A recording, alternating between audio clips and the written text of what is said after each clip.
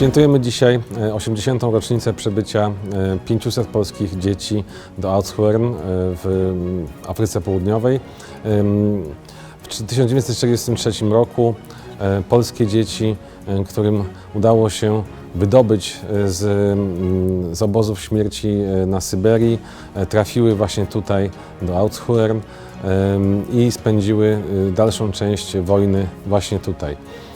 Afryka Południowa okazała się bardzo gościnnym miejscem dla nich, aż do tego stopnia, że większość z nich pozostała w Afryce Południowej i dorosła tutaj, weszła w to społeczeństwo.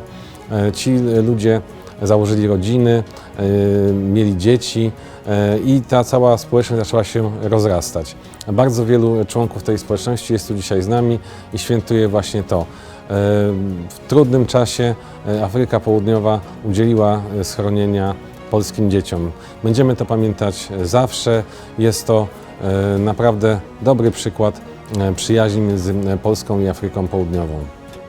Food was very nice. We got bananas, we got oranges, we got other things there, and the food was fine. I mean, after Russia, that was very good. But my physical ability was very poor for years to come, even after that. Dla Polaków chcę powiedzieć, że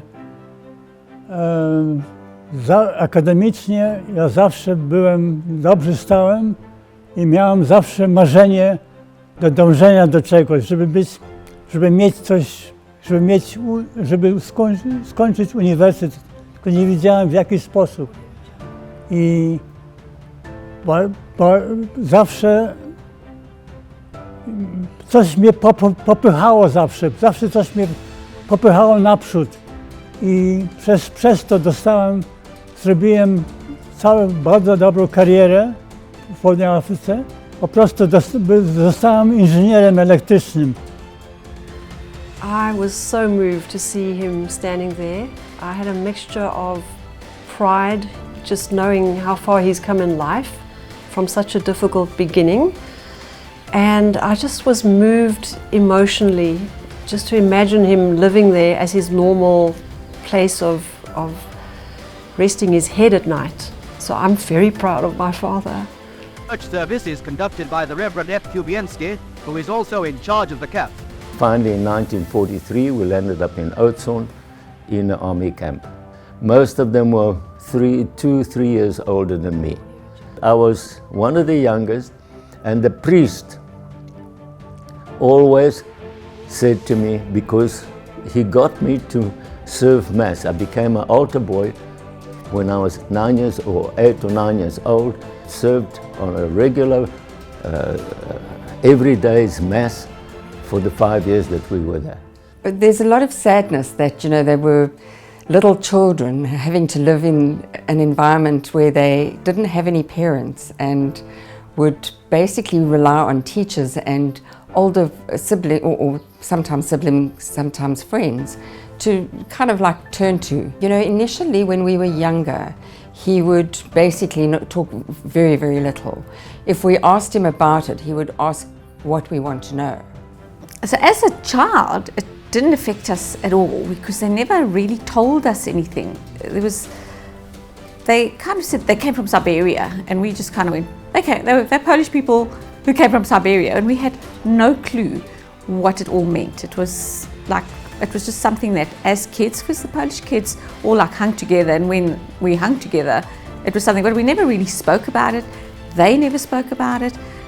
When we arrived in Port Elizabeth by boat, and we were 7 years in quarantine, and we came to Oudtshoorn.